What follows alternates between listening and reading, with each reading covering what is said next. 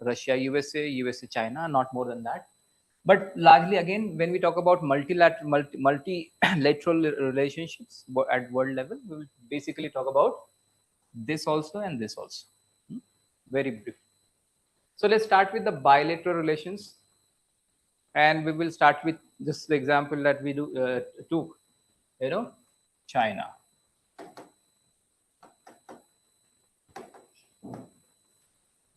So if you see China and India,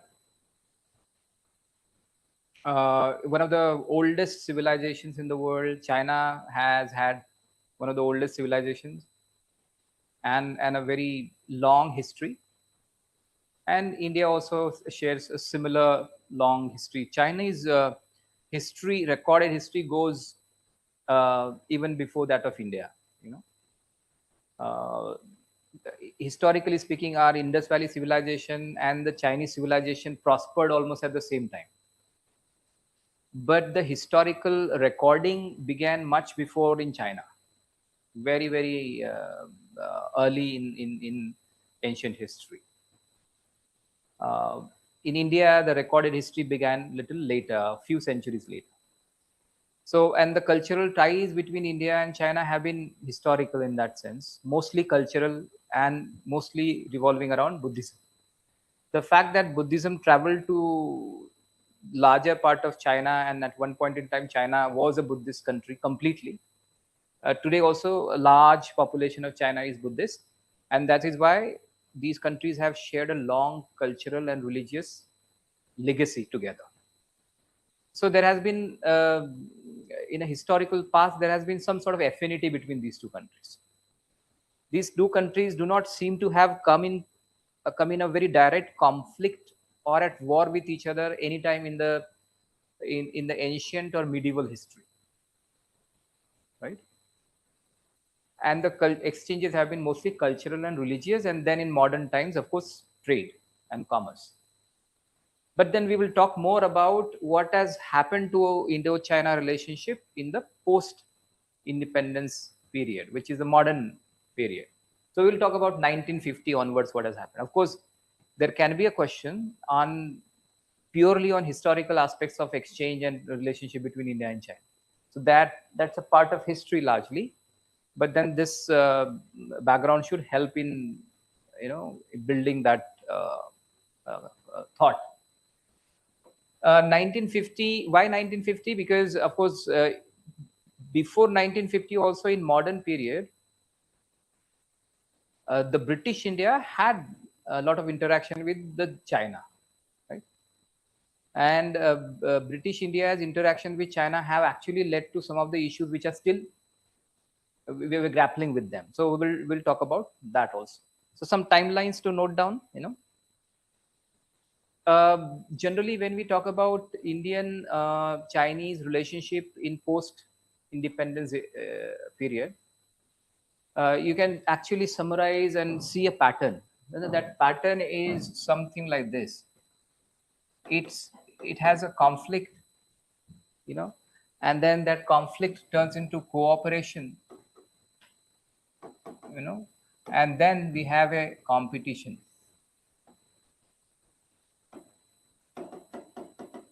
So if you remember this small phrase, you should be able to really capture the Sino-India or in Indo-China relationship. So in 1950s, when India came up as a independent country, we were in a unipolar world. Unipolar world meaning there was one power center, right? USSR, the erstwhile USSR, was a power center. America was just emerging after the Second World War. America got into that position and it started growing, but it took some time to get past USSR. So India was close to USSR. USSR was a socialist country. India as a state, of course, was not socialist, declared socialist then, because we did not have this socialist word in the constitution. But we have studied his constitution and polity, and we know that whether that word socialist was there in constitution or not there in the constitution, otherwise we have a lot of socialist features. Socialist basically meaning welfare of the people, about state playing a major role in benefiting people, in taking care of people's lives and some aspects of people's lives, that kind of socialism. And we also borrowed this concept heavily from Russia. Russia having had a history of socialist revolution and a lot of things actually taking shape first in Russia and then traveling to other parts of the world. Socialism also was one such.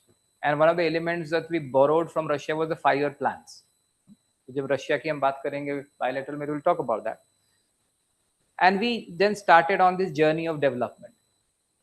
China and Russia had not been in good terms with each other at certain points, and at certain points they have been in. But then what actually happened was the initial period, we watch in Indian history what we call the Nehru period.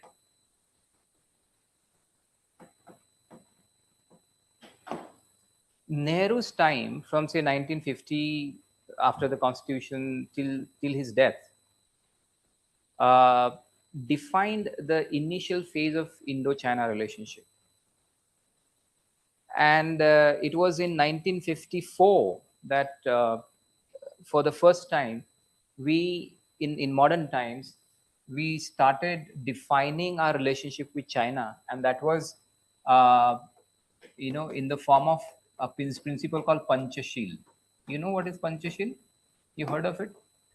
So Panchashil is generally referred to as India's foreign policy. It was not limited to China. It was limited to all the countries. We said, okay, what do we follow? India's foreign policy is a policy of Panchashil. When it came to China, perhaps that was the beginning. For the first time, we talked about Panchashil as a foreign policy with China in 1954. And of course, there was a Panchashil agreement signed between China and India in 1954. What are those elements of Panchashil? What are those 5 Shil? Panchashil is again why? Because Panchashil actually comes from the Buddhist philosophy. It's a Buddhist teaching of 5 virtues. Panchashil means Panch, Shil means virtue. We talk about 5 virtues. So this Panchashil is basically for people to develop into good human beings by following these 5 virtues.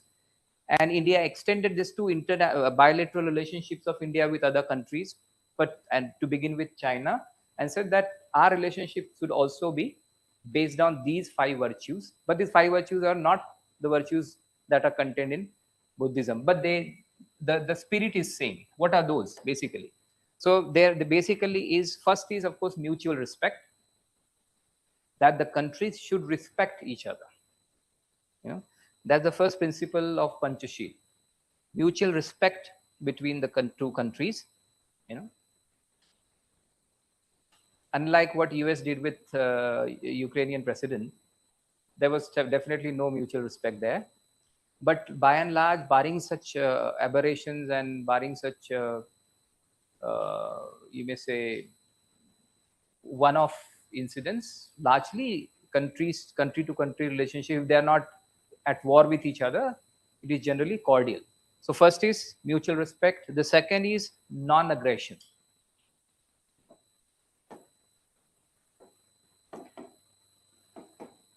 Non-aggression. Non-aggression, you understand? Simple. Non-aggression means that you should not be aggressive towards each other. You should not be belligerent. You should not try to fight with each other. Try and resolve issues as far as possible through negotiation. Non-aggression. The next is non-interference. So non-interference means you don't interfere with each other's internal matters. Non-interference relates to internal matters. So if something is happening in India, China should have no role, should have nothing to do with it, or vice versa, right? Then another important is equality, which is again a principle in Panchashil. So equality. So we should be treating each other as equals. Something that you did not see in Trump-Zelensky meeting, right? So treating as a country, when you meet, it doesn't depend how small a country is, how economically strong or weak the countries. When you meet as as countries, you meet as equals, right? So that is another number 4, and very important again is mutual benefit.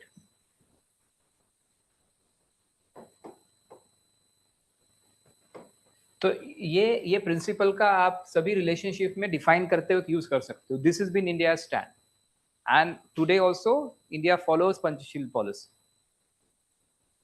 So whenever we have bilateral relations with any country, we are always standing on these values, right? So this was signed in 1954, and then for a brief period between 1959 and 1962, uh, these relationships went into a difficult part, that entered a difficult part. It was basically because of certain things. One was Tibet, you know. So Tibet, there was a civil agitation in Tibet against the Chinese aggression. China was trying to bring Tibet in under its control, and Tibet was resisting it. India at the same time was supporting Tibet's autonomy and, uh,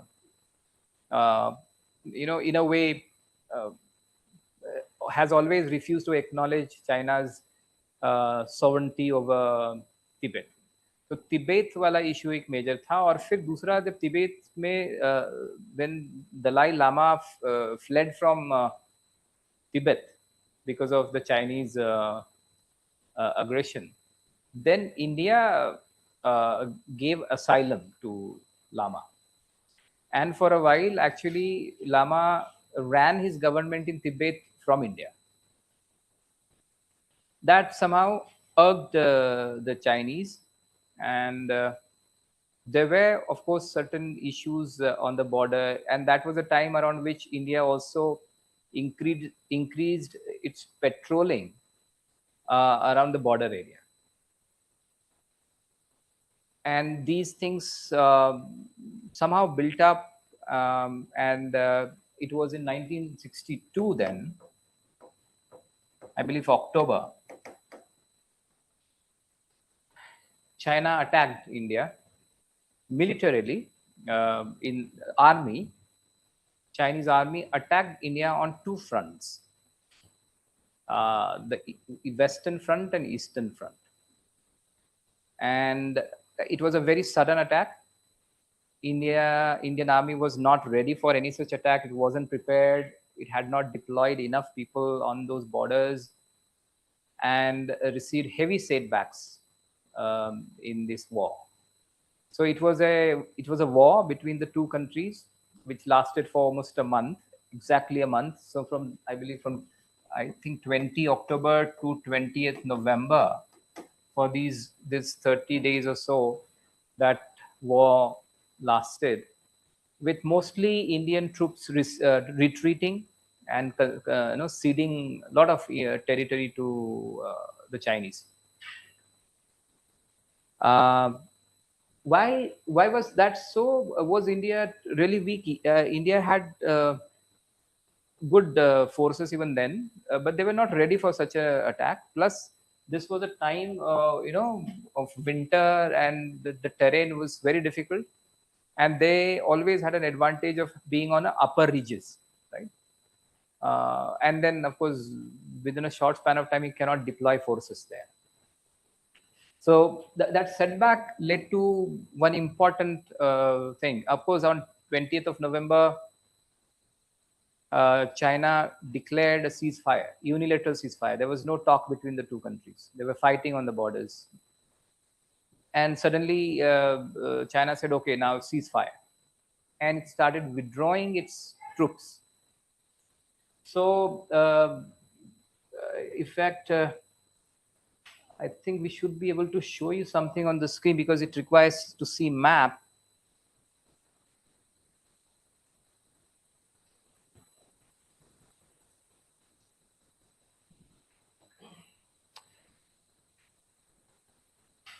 Anyway, so if you remember, this is how the map of India looks like, right?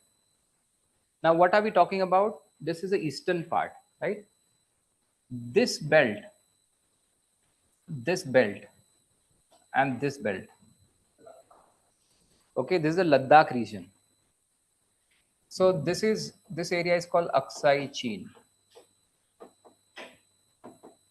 So the major conflict was here. This is the Gilgit area.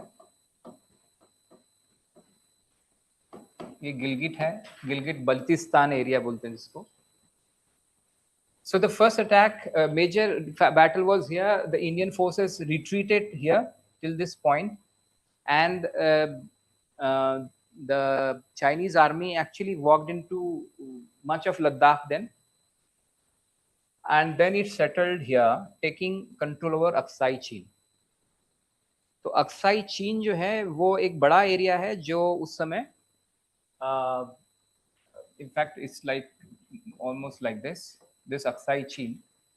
This area went under the control of the Chinese because Chinese claimed that this area belonged to them, right? So there were two disputes. तो दो disputes समझते हैं कि क्या है. पहले इसको समझते हैं. This is on eastern side. Sorry, western. This is called western sector. ये जो पूरा sector है conflict का, this is called western sector, right? And then you see there is a middle sector. From here you go like this, and what is this? This is Nepal, right? And then this is Nepal, and then actually what you have from here is this. This is Tibet, right? Tibetan plateau. And then you come here and you have Sikkim, and then of course it goes like that. So what do you have here is this Sikkim. So there was a war here and some parts, and then of course this is Arunachal Pradesh.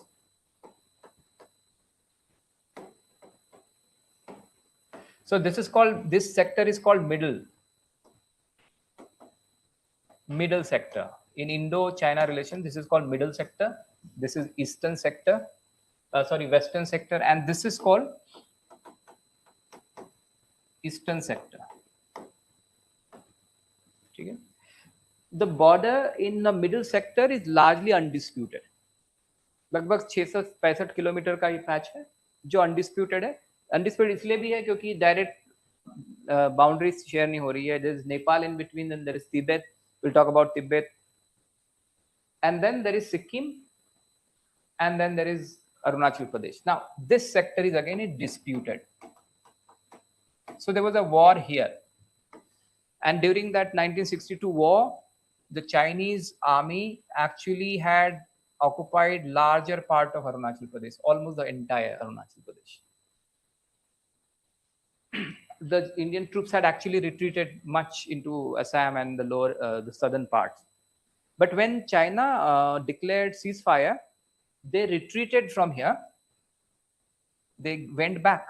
The army went back. They left entire Arunachal Pradesh and they went back to this.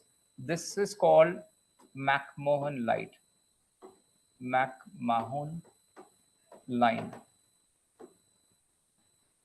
We'll talk about that briefly. So here also, so this is the McMahon line, which they retreated back to. So they left this. So, and then this Arunachal Pradesh was basically called Eastern Frontier Agency. उसका नाम तब क्या था? Eastern frontier agency बोलते. अरुणाचल प्रदेश नाम नहीं था उसका. So Chinese troops retreated from Eastern Frontier Agency area back to their land.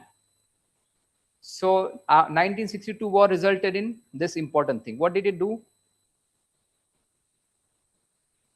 It basically it was seen as a defeat, Indian defeat.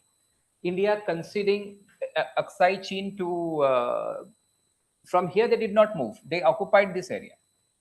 So the Chinese said that okay, we have got what we wanted, and so we are declaring ceasefire. So they occupied Aksai Chin because they think that Aksai Chin, there are two lines here. Let us talk about those two lines. Where importantly, when we talk about that, we talk about one is McMahon Light, Mahon, not Mohan, Mahon, McMahon Light.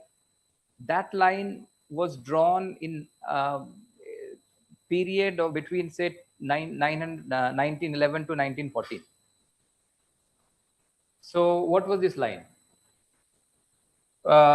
British India, British had started expanding towards north and east. तो जब north में जा रहे थे Nepal and large part of it that they had tried to occupy and set up their administration. Similarly, Assam they had brought under their control. Manipur they had already reached, and they had also brought it under British rule. And when this was happening, they entered into a treaty. So the British wanted to enter into some kind of agreement on the lines so that they exactly know which area they need to administer. So then three governments in a way entered into agreement, sat to have an agreement. That was of course China, Tibet, and British India. British India matlab India under the British, because that was the name of the country. India was called British India till 1947. So this dialogue was about drawing a border line, drawing a boundary, drawing a demarcating line between these three countries. तो ये पूरी ऐसे यहाँ से गुजरती इस तरह से, बट इस एरिया में तो वो डिस्प्यूट नहीं होता, बट इस एरिया में वो यहाँ से गुजरती हैं, putting the entire Arunachal Pradesh and Sikkim into Indian side. The talks went on, but then China did not agree with this line, and then China withdrew from the talks. That was around 1911 to 1914 के आसपास का ये period है जब ये हो रहा था. So China withdrew from the talks and they did not approve this line. But British India, the then Secretary of State McMahon, he was the one who was leading British India in the talks. Secretary of State, what you understand, right? That scheme of things. Secretary of State, a minister in Britain who looks after Indian affairs, right? So he was McMahon. McMahon went ahead with this, with Tibet, these two entities signing it, and drew it on the map, right? And that is what actually then became a McMahon line. So China ने क्या किया? China withdrew from here. I mean, why did they withdraw from Arunachal? Why they didn't occupy it then? I don't know. When I say I don't know means probably there are people who are not very sure about it, and we do not find any very convincing reasons why, after having come till here, they declared unilateral ceasefire and they went back. Now that is what happened in 1962. And that's where the era of conflict between India and China begins, because that leads to a lot of mistrust between these two countries, right? Because a sudden attack on Indian border and then capturing Aksai Chin and large part around it. Of course, they moved out of Arunachal Pradesh, but they staked claim over Arunachal Pradesh. They still do. That resulted into kind of not a war later, but a war in terms of getting ready for any such fights in future, any such wars in future. And we were talking about why India is spending so much on defense, So it is partly due to this experience of Chinese aggression and a possibility of any such aggression in future, that you're getting ready in terms of weapons, in terms of a lot of other things that we'll talk about. So this is the story of 1962. Suddenly, the relationship between the two countries went down from there. For many years, there were not talks between these two countries, and India then kept on consolidating itself, trying to regain, military presence in that area, increase patrolling and all that. But बीच-बीच में इनकी talks होती रही. They never came to a standstill. Unlike Pakistan, जिनके साथ में whenever India gets into a conflict, then it lasts and there's a long-term cessation of bilateral talks and relationship. That didn't happen with China. With China, somehow India continued on certain cultural and religious aspects. They continued their talks, right? So